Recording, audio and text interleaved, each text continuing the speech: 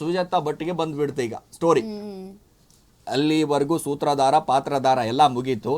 ಇನ್ನು ಸುಜಾತಾ ಭಟ್ ಅಜ್ಜಿ ಕತೆ.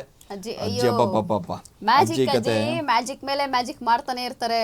ಅಂದ್ರೆ ಏನು ದಿನಕ್ಕೊಂದು ಮ್ಯಾಜಿಕ್, ಕ್ಷಣಕ್ಕೊಂದು ಮ್ಯಾಜಿಕ್, ಗಂಟೆಗೊಂದು ಹೇಳಿಕೆ. ಪಾಪ ಏನು ಹೇಗ್ ನಂಬೋದು ಅಂದ್ರೆ ಈ ವಯಸ್ಸಲ್ಲಿ ಇವ್ರಿಗೆಲ್ಲ ಬೇಕಾ ಅಂತ ಸಿರಾಜ್, ಈ ವಯಸ್ಸಲ್ಲಿ ಬೇಕಾ ಅಂತ ಇಷ್ಟೆಲ್ಲ ಅಂದ್ರೆ ನೋಡಿ. ಮೊನ್ನೆ ಇಷ್ಟೆಲ್ಲ ಆದ್ಮೇಲೂ ಕೂಡ ತಲೆ ಸುತ್ತು ಬಿದ್ದು ಹೋಗಿದ್ರಂತೆ. ಅದು ಏನ್ ಅನ್ಸುತ್ತೆ, ನಿಜನಾ? ಎಸ್, ಒಂದು ಕಡೆ ಯಾಕೆ ಅಂತಂದ್ರೆ ಇವಾಗ ಸುಜಾತಾ ಭಟ್ ಬಂದಿದ್ದು ಮೊದಲು ಅಸ್ಥಿಗೋಸ್ಕರ, ಅದಾದ ನಂತರ ಆಗಿದ್ದು ಬೇರೆ ಲೆಕ್ಕಾಚಾರ.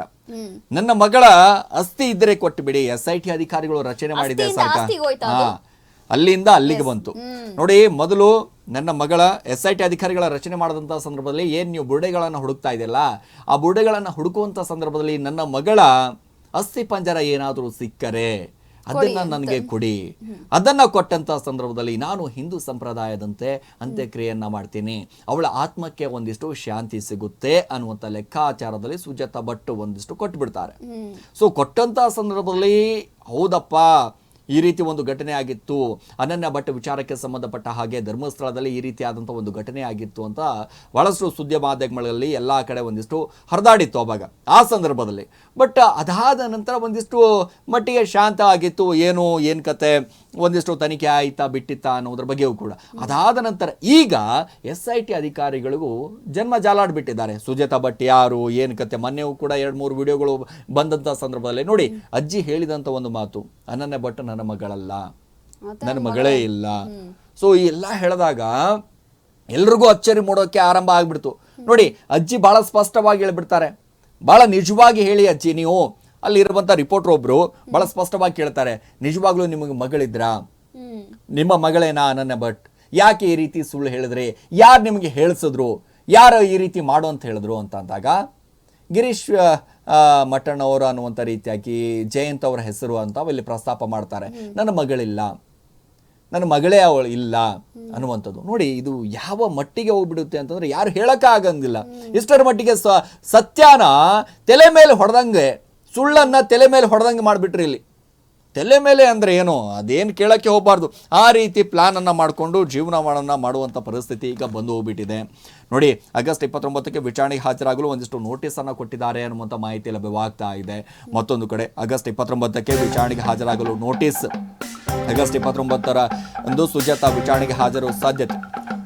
ಆಗಸ್ಟ್ 29ಕ್ಕೆ ವಿಚಾರಣೆಗೆ ಹಾಜರಾಗುವಂತ ಸಾಧ್ಯತೆ ಇದೆ ಸುಜಾತಾ ಭಟ್. ವಿಚಾರಣೆ ನಡೆಯುತ್ತೆ. ಸುಜಾತಾಗೆ ಪ್ರಶ್ನೆಗಳ ಮೇಲೆ ಪ್ರಶ್ನೆ ಕೇಳಲು SIT ಎಲ್ಲಾ ರೀತಿಯಾದಂತ ತಯಾರಿ ಮಾಡಿಕೊಂಡಿದ್ದಾರೆ. 2003ರಲ್ಲಿ ಅನನ್ಯ ಕಾಣೆ ಆಗಿದ್ದಾಗ ಸುಜಾತಾ ಎಲ್ಲಿದ್ರು, ಹಲವಾರು ಪ್ರಶ್ನೆಗಳ ಪಟ್ಟಿಯನ್ನ ತಯಾರಿ ಮಾಡಿಕೊಂಡಿದ್ದಾರೆ SIT ಅಧಿಕಾರಿಗಳು ನೋಡಿ. ಇಲ್ಲಿ ಹಲವು ಪ್ರಶ್ನೆಗಳು ಅಂತಂದ್ರೆ ಈಗ ತನ್ನ ಮಗಳು ಅಂದ್ರೆ ಅನನ್ಯ ಭಟ್ ಈಗ ಫೈನಲಿ ಮೊದಲನೇದಾಗಿ ಹೇಳುವಂತದ್ದು ಸುಜಾತಾ ಭಟ್ ನನ್ನ ಮಗಳು ಇದ್ಲು ಅಂತ ಮೊದಲು ಹೇಳ್ತಾರೆ. ಆಮೇಲೆ ಇಲ್ಲ ನನ್ನ ಮಗಳ ಅನನ್ಯ ಭಟ್ ಇದ್ಲು ಅಂತ ಹೇಳ್ತಾರೆ. ಆಮೇಲೆ ಇಲ್ಲ ಅನನ್ಯ ಭಟ್ ಇಲ್ಲ ಅಂತ ಹೇಳ್ತಾರೆ. ಆಮೇಲೆ ಮತ್ತೆ ಫೈನಲಿ 3ನೇ ಸರಿ ಇಲ್ಲ ನನ್ನ ಮಗಳಿದ್ದಾಳೆ ಅದು ಸತ್ಯ ಅಂತ ಮತ್ತೆ ಹೇಳಿರುವಂತದ್ದು. ಹಾಗಾಗಿ ಫೈನಲಿ ಇವಾಗ ಲಾಸ್ಟ್ ಅಲ್ಲಿ ಏನ್ ಹೇಳ್ತಾರೆ ಅದಕ್ಕೆ ಅದೇ ಅಲ್ವಾ ಲೆಕ್ಕಕ್ಕೆ ಬರೋದು. ಹಂಗಾಗಿ 3ನೇ ಸಲ ಈಗ ನನ್ನ ಮಗಳಿದ್ದಾಳೆ ಅಂತ ಹೇಳಿಕೆನ ಕೊಟ್ಟಿರುವಂತದ್ದು ಸುಜಾತಾ ಭಟ್ ಅವರು. ಹಾಗಾಗಿ ಕಾಣೆ ಆಗಿರುವಂತಹ ಸಂದರ್ಭದಲ್ಲಿ ಅಂದ್ರೆ ನಿಮ್ಮ ಮಗಳು ಕಾಣೆ ಆಗಿದ್ದಂತಹ ಆ ಒಂದು ಇಯರ್ ಅಲ್ಲಿ ನೀವೆಲ್ಲಿದ್ರಿ, ಏನ್ ಮಾಡ್ತಿದ್ರಿ, ಏನಾದ್ರೂ ನೀವು ದೂರು ಕೊಡ್ಲಿಕ್ಕೆ ಟ್ರೈ ಮಾಡಿದ್ರಾ, ಅಂದ್ರೆ ಮಿಸ್ಸಿಂಗ್ ಕಂಪ್ಲೇಂಟ್ ಏನಾದ್ರೂ ಆಗಿದ್ಯಾ ನೋಡಿ. ಈ ಹಿಂದೆ ಸುಜಾತಾ ಭಟ್ ಅವರು ಆ ಒಂದು ವಿಡಿಯೋ ಕೂಡ ನೋಡಿರಬಹುದು ನೀವು. ಹೌದು ನಾನು ಕಂಪ್ಲೇಂಟ್ ಕೊಡಕ್ ಹೋಗಿದ್ದೆ, ಆದ್ರೆ ಇಲ್ಲಿ ಒಬ್ಬ ಪೊಲೀಸ್ ಅಧಿಕಾರಿ ಹೆಸರು ಕೂಡ ಹೇಳ್ತಾರೆ ಅವರು.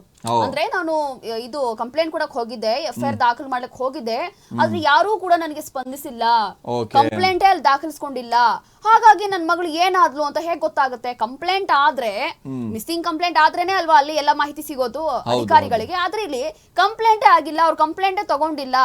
ಆ ಒಂದು ವರ್ಷದಲ್ಲಿ ಈ ಒಂದು ಪೊಲೀಸ್ ಅಧಿಕಾರಿನೇ ಇದ್ರು ಅನ್ನುವಂಥದ್ದು ಪ್ರಸ್ತಾಪ ಕೂಡ ಮಾಡಿದ್ದಾರೆ. ಈಗ SIT ಅಧಿಕಾರಿಗಳು ಏನ್ ಮಾಡ್ತಾರೆ, ಆ ಒಂದು ವರ್ಷದಲ್ಲಿ ಅಂದ್ರೆ ಇವ್ರು ಯಾವಾಗ ಕಂಪ್ಲೇಂಟ್ ಕೊಟ್ಟಿದ್ರು ಆ ಒಂದು ಸಮಯದಲ್ಲಿ ಯಾವ ಪೊಲೀಸ್ ಅಧಿಕಾರಿ ಇದ್ರು ಅವ್ರನ್ನೂ ಕೂಡ ವಿಚಾರಿಸ್ತಾರೆ. ಬಹುಶಃ ನೀವಿದ್ರಿ, ಯಾಕೆ ಕಂಪ್ಲೇಂಟ್ ತಗೊಂಡಿಲ್ಲ, ಏನಾಗಿತ್ತು, ನಿಮಗೇನಾದ್ರೂ ಬೇರೆ ರೀತಿಯಾದಂತ ಒತ್ತಡ ಇತ್ತಾ, ಏನಕ್ಕೆ ಕಂಪ್ಲೇಂಟ್ ತಗೊಂಡಿಲ್ಲ, ಬಹಳ ಪ್ರಶ್ನೆ ಇದೆ ಸಿರಾಜಲ್ಲಿ. ಎಸ್, ಮತ್ತೊಂದಿಷ್ಟು ಅಪ್ಡೇಟ್ ಇದೆ, ಅದ್ರ ಬಗ್ಗೆಯೂ ಕೂಡ ನೋಡ್ತಾ ಹೋಗೋಣ. ಎಸ್, SIT ಇಂದ ಅನನ್ಯ ಭಟ್ ವಿಚಾರಕ್ಕೆ ಸಂಬಂಧಪಟ್ಟ ಹಾಗೆ ನಾಪತ್ತೆ ಕೇಸ್ಗೆ ಇನ್ವೆಸ್ಟಿಗೇಷನ್.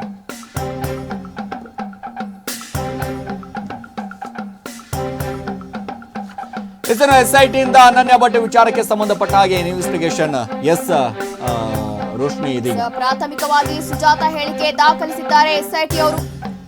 70 ವರ್ಷ ದಾಟಿದ ಹಿನ್ನೆಲೆ ಮತ್ತೆ ಮನೆಗೆ ಬರಲಿದ್ದಾರೆ. SITಗೆ ಗೊಂದಲ ಶುರು ಮಾಡಿದ್ದಾರೆ ಸುಜಾತ ಹೇಳಿರುವಂತಹ ಕತೆಗಳು. ನಿಜವಾಗ್ಲೂ ಸುಜಾತ ಭಟ್ ಅವರು ಹೇಳಿರುವಂತಹ ಕತೆಗಳು ನೋಡಿ, SIT ಅವರೇ ಕನ್ಫ್ಯೂಸ್ ಆಗ್ಬಿಟ್ಟಿದ್ದಾರೆ. ಇನ್ನ ನಮ್ಮಂತವ್ರು ಏನ್ ಮಾಡ್ಬೇಕಲ್ವಾ? SIT ಅಲ್ಲ, ಇಡೀ ಕರ್ನಾಟಕ ಜನತೆಗೆ ದಂಗು ಬಿಡಿಸ್ಬಿಟ್ಟಿದ್ದಾರೆ ಅಜ್ಜಿ.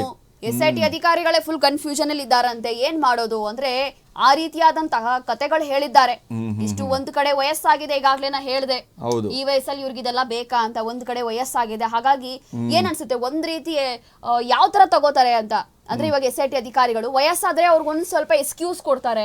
ಅಂದ್ರೆ ಕಂಟಿನ್ಯೂ ಏನೋ ವಿಚಾರಣೆ ಮಾಡೋದು ಅಥವಾ ಬೇರೆ ಏನೋ ಮುಂದಿನ ದಿನಗಳಲ್ಲಿ ಹೋಗಿ ಏನೋ ಹೌದು ಇವ್ರು ಸುಳ್ಳೇ ಹೇಳಿರೋದು, ಇವರು ಕೂಡ ಇನ್ವಾಲ್ವ್ ಆಗಿದ್ದಾರೆ ಅಂತ ಏನಾದ್ರೂ ಪ್ರೂವ್ ಆಗ್ಬಿಟ್ರೆ ಅದು ಶಿಕ್ಷೆ ವಿಚಾರಕ್ಕೆ ಏನಾದ್ರೂ ಬಂದ್ರೂ ಕೂಡ ಬಹುಶಃ ಸುಜಾತ ಭಟ್ಗೆ ಇಲ್ಲಿ ಸ್ವಲ್ಪ ಎಕ್ಸ್ಕ್ಯೂಸ್ ಸಿಗಬಹುದು ಅಂತ. ಯಾಕಂದ್ರೆ ವಯಸ್ಸಾಗಿದೆ, 70 ವರ್ಷ ದಾಟಿದೆ. ಒಂದ್ ಕಡೆ ಉತ್ತರ ಕರ್ನಾಟಕ ಭಾಗದಲ್ಲಿ ಎಲ್ಲಾ ಕಡೆ ಒಂದು ಗಾದೆ ಮಾತಿದೆ, 60 ದಾಟಿದ್ರೆ ಅರುಮರು ಅನ್ನುವಂಥದ್ದು. ಅಂತಂದ್ರೆ ಅವ್ರು ಮಾತಾಡಿದ್ದೆ ಅವರಿಗೆ ಒಂದಿಷ್ಟು ನೆನಪಿರೋದಿಲ್ಲ. ಅಂದ್ರೆ ಏನ್ ಮಾತಾಡ್ತಾರೆ, ಮಾತಾಡಿದ ತಕ್ಷಣ ಅವರಿಗೆ ಅರುಮರು ಇಲ್ಲ ಅನ್ನುವಂಥ ಒಂದು ಮಾತು. 60 ದಾಟಿದ್ರೆ ಅರುಮರು ಅನ್ನುವಂಥದ್ದು. ಅಜ್ಜಿಗೆ 70 ದಾಟಿದ್ರಿ, 70 ದಾಟಿದೆ, ಏನೋ 10 ವರ್ಷ ಜಾಸ್ತಿ ಆಗಿದೆ. ಆ ರೀತಿ ಆದಂತ ಸಂದರ್ಭದಲ್ಲಿ ಹೌದು ಒಂದಿಷ್ಟು ಗೊಂದಲಕ್ಕೀಡಾಗ್ತಾ ಇದ್ದಾರೆ. ಅವರ ಹೇಳಿಕೆ ಮೇಲೆ ಅವರಿಗೆ ನಿಲುವಿಲ್ಲ.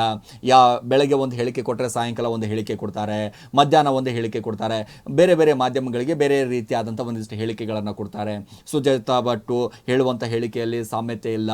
ಅನನ್ಯ ಭಟ್ ನನ್ನ ಮಗಳೇ ಅಂತ ಹೇಳ್ತಾಳೆ, ಮಧ್ಯಾಹ್ನ ಹೇಳಿದ್ರೆ ನನ್ನ ಮಗಳು ಇಲ್ಲ ಅಂತ ಹೇಳ್ತಾಳೆ, ರಾತ್ರಿ ಕೇಳಿದ್ರೆ ನನ್ನ ಮಗಳು ಹುಟ್ಟಿದ್ಳು, MBBS ಕೂಡ ಮಾಡ್ತಾ ಇದ್ಳು, ನರ್ಸಿಂಗ್ ಕೂಡ ಮಾಡ್ತಾ ಇದ್ಳು ಅನ್ನುವಂಥ ರೀತಿಯಾಗಿ. ಸೊ SIT ಅಧಿಕಾರಿಗಳು ಯಾವ ರೀತಿಯಾಗಿ ಗೊಂದಲ ಆಗಿಬಿಟ್ಟಿದೆ ಅಂತಂದ್ರೆ ಏನ್ ಮಾಡಬೇಕು ಗುರು?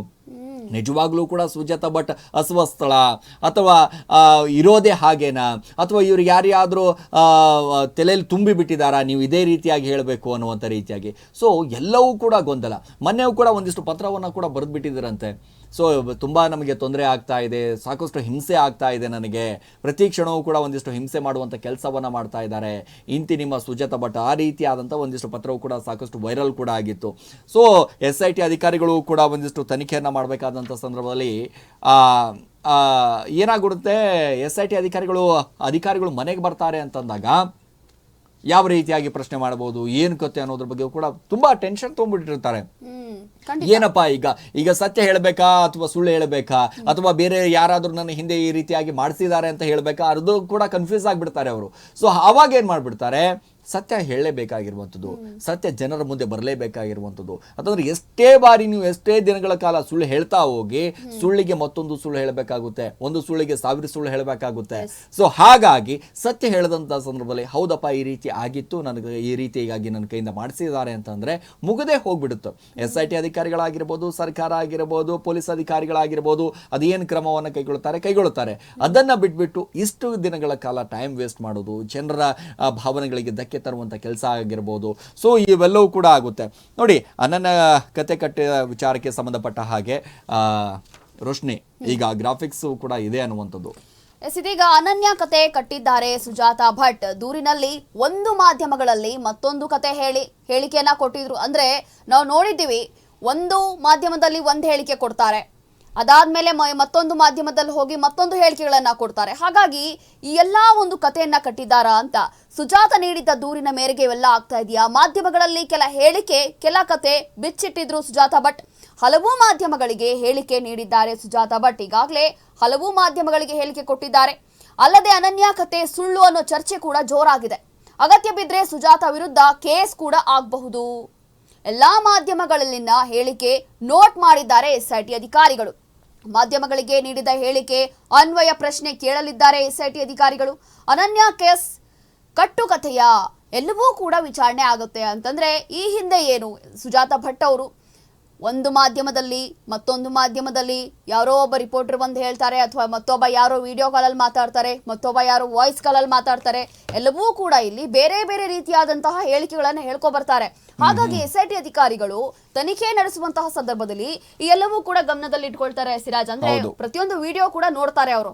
ಅಂದ್ರೆ ಈ ಒಂದು ಚಾನೆಲ್ ಅಲ್ಲಿ ಏನ್ ಹೇಳಿದ್ರಿ, ಆ ಒಂದು ಚಾನೆಲ್ ಅಲ್ಲಿ ಏನ್ ಹೇಳಿದ್ರಿ, ಅದ್ಯಾರೋ ಕಾರಲ್ಲಿ ಕೂತ್ಕೊಂಡು ಆ ಒಬ್ಬ ರಿಪೋರ್ಟರ್ ಆ ಒಂದು ಮಹಿಳೆ ಏನ್ ಕೇಳ್ತಾರೆ, ಅದಕ್ಕೆ ಏನ್ ಪ್ರಶ್ನೆಗೆ ಅವ್ರು ಏನು ಉತ್ತರ ಕೊಟ್ಟಿದ್ರು, ಪ್ರತಿಯೊಂದು ಕೂಡ ಇಲ್ಲಿ ಗಮನದಲ್ಲಿ ಇಟ್ಕೊಂಡು ವಿಚಾರಣೆ ನಡೆಸ್ತಾರೆ. ಆಮೇಲೆ ಬಹುಶಃ ಮುಂದಿನ ದಿನಗಳಲ್ಲಿ FIR ಕೂಡ ಆಗುವಂತ ಸಾಧ್ಯತೆ ಕೂಡ ಇರುವಂತದ್ದು. ಎಸ್ ಮತ್ತೊಂದಿಷ್ಟು ಅಪ್ಡೇಟ್ಗಳು ಕೂಡ ಇದೆ. ಏನಪ್ಪಾ ಅಂತಂದ್ರೆ ಜಾಮೀನು ಸಿಕ್ಕರು ತಿಮ್ರೊಡ್ಡಿಗೆ ತಪ್ಪಿಲ್ಲ ಸಂಕಷ್ಟ. ಎಸ್, ಜಾಮೀನು ಸಿಕ್ಕರು ಕೂಡ ತಿಮ್ರೋಡಿ ಅವರಿಗೆ ತಪ್ಪಿಲ್ಲ ಸಂಕಷ್ಟ. ಇಲ್ಲಿ ಮಾಸ್ಕ್ ಮ್ಯಾನ್ ಚಿನ್ನಯ್ಯಗೆ ಆಶ್ರಯ ನೀಡಿದಂತ ತಿಮ್ರೋಡಿ ಅವರನ್ನ ಪೊಲೀಸ್ ಕಸ್ಟಡಿಗೆ ಪಡೆಯುವ ಸಾಧ್ಯತೆ ಇದೆ. ನೋಡಿ, ತಮ್ಮ ಕಸ್ಟಡಿಗೆ ನೀಡುವಂತೆ ಕೇಳಿರುವಂತಹ ಬೆಳ್ತಂಗಡಿ ಪೊಲೀಸ್ ಅಧಿಕಾರಿಗಳು SIT ವಿಚಾರಣೆಗೂ ಬೇಕಾಗಿರುವಂತಹ ಮಹೇಶ್ ಶೆಟ್ಟಿ ತಿಮ್ರೋಡಿ ಕೇವಲ ಇಲ್ಲಿ ಬೆಳ್ತಂಗಡಿ ಪೊಲೀಸ್ ಠಾಣೆಗೆ ಮಾತ್ರ ಅಲ್ಲ, SIT ಅಧಿಕಾರಿಗಳು ಕೂಡ ಒಂದಿಷ್ಟು ಬೇಡಿಕೆ ಇಡ್ತಾ ಇದ್ದಾರೆ. ನಾವು ಕೂಡ ವಿಚಾರಣೆ ಮಾಡಬೇಕಾಗಿದೆ, ಹಾಗಾಗಿ ನಮಗೂ ಕೂಡ ತಿಮ್ರೋಡಿ ಬೇಕೇ ಬೇಕು. ಯಾಕಂದ್ರೆ ಮಾಸ್ಕ್ ಮ್ಯಾನ್ ನ ಚಿನ್ನಯ್ಯಗೆ ಆಶ್ರಯ ಕೊಟ್ಟಿದ್ದೆ ತಿಮ್ರೋಡಿ ಅನ್ನುವಂತ ಆರೋಪ ಕೇಳಿ ಬರ್ತಾ ಇದೆ. ನೋಡಿ, ಇದರ ಹಿಂದೆ ಚಿನ್ನಯ್ಯನಿಗೆ ಆಶ್ರಯ ಕೊಟ್ಟಿದ್ದೆ ಯಾರು, ಏನ್ ಕತೆ ಅಂತ ಬಂದಾಗ ನೇರವಾಗಿ ಬಟ್ ಮಾಡಿ ತೋರಿಸ್ತಾ ಇರೋದು ತಿಮ್ರೋಡಿ ಕಡೆ. ಯಾಕಂದ್ರೆ ಈಗಾಗಲೇ ಬೇಲ್ ಹೊರಗಡೆ ಬಂದಿದ್ದಾರೆ. 36 ಗಂಟೆಯಲ್ಲೇ ಹೊರಗಡೆ ಬಂದ್ಬಿಟ್ರು. 36 hours ಅಲ್ಲಿ ತಿಮ್ರೋಡಿ ಇಸ್ ಬ್ಯಾಕ್. ನೋಡಿ, ಉಜಿರೆಯಲ್ಲಿ ಬರ್ತಿದ್ದಾಗೆ ಆ ಸಂಭ್ರಮ ಸಡಗರ, ಅಂದ್ರೆ ಇದು ಮತ್ತೊಂದು ಕಡೆ ಅರೆಸ್ಟ್ ಮಾಡುವಂತ ಸಂದರ್ಭದಲ್ಲೂ ಕೂಡ ಸಾಕಷ್ಟು ಹೈ ಡ್ರಾಮಾ ಆಯಿತು. ಅದೆಲ್ಲವೂ ಕೂಡ ಒಂದು ಕಡೆ. ಈಗ ಜಾಮೀನ್ ಸಿಕ್ಕರೂ ಕೂಡ ತಿಮ್ರೋಡಿಗೆ ತಪ್ಪಿಲ್ಲ ಸಂಕಷ್ಟ. ಯಾಕೆ ಅಂತಂದ್ರೆ ಚಿನ್ನಯ್ಯನಿಗೆ ಆಶ್ರಯ ಕೊಟ್ಟಿದ್ದೇ ಇಲ್ಲಿ ತಿಮ್ರೋಡಿ ಅನ್ನುವಂಥ ಆರೋಪ ಕೇಳಿ ಬರ್ತಾ ಇದೆಯಲ್ಲ. ಸೊ ಹಾಗಾಗಿ ವಿಚಾರಣೆ ನಡೀತಾ ಇದೆ. ಸೊ ವಿಚಾರಣೆಗೆ ಬೆಳ್ತಂಗಡಿ ಪೊಲೀಸ್ ಅಧಿಕಾರಿಗಳು ಕೂಡ ಒಂದಿಷ್ಟು ಬೇಡಿಕೆ ಇಡ್ತಾ ಇದ್ದಾರೆ. ಅದರ ಜೊತೆಗೆ SIT ಅಧಿಕಾರಿಗಳು ಕೂಡ ಒಂದಿಷ್ಟು ಬೇಡಿಕೆ ಇಡ್ತಾ ಇದ್ದಾರೆ. ತಿಮ್ರೋಡಿ ನಮಗೂ ಕೂಡ ಬೇಕು. ಈಗ ನೋಡಿ, ತಿಮ್ರೋಡಿ ಅವರಿಗೆ ಮಟ್ಟಣ್ಣನವರಿಗೆ ಸಂಕಷ್ಟದ ಮೇಲೆ ಸಂಕಷ್ಟ. ಮಹೇಶ್ ತಿಮ್ರೋಡಿ ಅವರಿಗೆ ಗಿರೀಶ್ ಮಟ್ಟಣ್ಣವರ ವಿರುದ್ಧ ಒಂದಿಷ್ಟು FIR. ಮಟ್ಟಣ್ಣ, ತಿಮ್ರೋಡಿ, ಜಯಂತ್ ಸೇರಿ 30 ಜನರ ಮೇಲೆ ಕೇಸ್ ಆಗಿದೆ ಅನ್ನುವಂಥದ್ದು. ತಿಮ್ರೋಡಿಗೆ ಜಾಮೀನು ಸಿಕ್ಕರು ಬಾಡಿ ವಾರೆಂಟ್ ಪಡೆಯುವ ಸಾಧ್ಯತೆ. ಬಾಡಿ ವಾರೆಂಟ್ ಪಡೆದು ಒಂದಿಷ್ಟು ಬೆಳ್ತಂಗಡಿ ಪೊಲೀಸ್ ಅಧಿಕಾರಿಗಳಾಗಿರ್ಬೋದು, SIT ಅಧಿಕಾರಿಗಳಾಗಿರ್ಬೋದು, ಇಬ್ಬರೂ ಕೂಡ ಒಂದಿಷ್ಟು ವಿಚಾರಣೆ ಮಾಡಲಿಕ್ಕೆ ಬರ್ತಾ ಇದ್ದಾರೆ ಅನ್ನುವಂಥದ್ದು. ಸೊ ಸಾಧ್ಯತೆ ಇದೆ. ಸೊ ಏನಾದರೂ ಒಂದಿಷ್ಟು ವಾರೆಂಟನ್ನು ಪಡೆದುಕೊಂಡ್ಬಿಟ್ಟು ಇವರಿಗೆ ಅಂದರೆ ಸಂಕಷ್ಟ ತಪ್ಪಿದ್ದಲ್ಲ ರೋಶ್ನಿ. ಇಲ್ಲಿ ಪ್ರಮುಖವಾಗಿ ಗಮನಿಸಬೇಕಾಗಿರುವಂಥದ್ದು ಇದರ ಹಿಂದೆ ಯಾರಿದ್ದಾರೆ, ಏನ್ ಕತೆ, ತಿಮ್ರೋಡಿ ಅವರು ಏನ್ ಮಾಡಿದ್ರು, ಏನ್ ಕತೆ, ಇನ್ನು SIT ವಿಚಾರಣೆ ಸಂದರ್ಭದಲ್ಲಿ ಆಗಿರ್ಬೋದು, ಇನ್ನು ಈ ಮಾಸ್ಕ್ ಮ್ಯಾನ್ ದೂರುದಾರ ನಾವೇನೇ ಹೇಳ್ತಾ ಇದ್ದೀವಲ್ಲ ಚಿನ್ನಯ್ಯನಿಗೆ, ಇದೀಗ ಆರೋಪಿ ಆಗ್ಬಿಟ್ಟಿದ್ದಾನೆ. ಸೊ ಈ ಆರೋಪಿ ಆಗೋದಕ್ಕೆ ಕಾರಣ ಯಾರು, ಏನ್ ಕತೆ, ಇವನಿಗೆ ಯಾರು ಹೇಳ್ಕೊಟ್ರು, ಅದೆಲ್ಲವೂ ಕೂಡ ಬಟ್ಟು ಮಾಡಿ ತೋರಿಸ್ತಾ ಇರುವಂಥದ್ದು ಯಾರ ವಿರುದ್ಧ, ತಿಮ್ರೋಡಿ ವಿರುದ್ಧ. ಸೊ ಹಾಗಾಗಿ ತಿಮ್ರೋಡಿ ನಮಗೆ ಬೇಕೇ ಬೇಕು ಅನ್ನುವಂಥ ಲೆಕ್ಕಾಚಾರದಲ್ಲಿ SIT ಅಧಿಕಾರಿಗಳು ಕೂಡ ಒಂದಿಷ್ಟು ಕಾಯ್ತಾ ಇದ್ದಾರೆ. ಮತ್ತೊಂದು ಕಡೆ ಬೆಳ್ತಂಗಡಿ ಪೊಲೀಸ್ ಅಧಿಕಾರಿಗಳು ಕೂಡ ಕಾಯ್ತಾ ಇದ್ದಾರೆ. ಸೊ ಹಾಗಾಗಿ ಮುಂದಿನ ದಿನಗಳಲ್ಲಿ ಏನಾಗುತ್ತೋ ಏನ್ ಕತೆನೋ, ಯಾಕಂದ್ರೆ ಈಗ ನೋಟಿಸ್ ಕೊಡೋದಕ್ಕೆ ರೆಡಿ ಆಗಿದ್ದಾರೆ. ಸೊ ಹಾಗಾಗಿ ಮತ್ತೊಂದು ಕಡೆ ಗಮನಿಸ್ತಾ ಇದ್ದೀವಿ, SIT ವಿಚಾರಕ್ಕೆ ಸಂಬಂಧಪಟ್ಟ ಹಾಗೆ ಸಾಕಷ್ಟು ತನಿಖೆಯನ್ನ ಮಾಡಬೇಕು, ಒಂದಿಷ್ಟು ನಿಷ್ಪಕ್ಷವಾದಂಥ ತನಿಖೆಯನ್ನ ಮಾಡಬೇಕು. ಜಾಮೀನು ಸಿಕ್ಕರೂ ಕೂಡ ತಿಮ್ರೋಡಿ ಅವರಿಗೆ ಸಂಕಷ್ಟ ತಪ್ಪಿದ್ದೇ ಅಲ್ಲ ಇಲ್ಲಿ. ಯಾಕಂದ್ರೆ ಗಿರೀಶ್ ಮಟ್ಟಣ್ಣವರಿಗೆ ಆಗಿರ್ಬೋದು, ತಿಮ್ರೋಡಿಗೆ ಆಗಿರ್ಬೋದು, ಜಯಂತ್ಗಾಗಿರ್ಬೋದು, ಸುಜಾತಾ ಭಟ್ಗಾಗಿರ್ಬೋದು, ಸಮೀರ್ MDಗೆ ಆಗಿರ್ಬೋದು, ಎಲ್ರಿಗೂ ಕೂಡ ಸಂಕಷ್ಟ ತಪ್ಪಿದ್ದಲ್ಲ. ಮುಂದಿನ ದಿನಗಳಲ್ಲಿ ಬಹಳಷ್ಟು ತನಿಖೆ ಇದೆ ರೀ. ಕೇವಲ ಇದು 1% ತನಿಖೆ ಇದೆ, SIT ತನಿಖೆ. ಈ SIT ತನಿಖೆಯಲ್ಲಿ ಇಷ್ಟೆಲ್ಲ ಬುರುಡೆಗಳ ರಹಸ್ಯ ಒಂದೊಂದಾಗಿ ಹೊರಗೆ ಬರ್ತಾ ಇದೆ.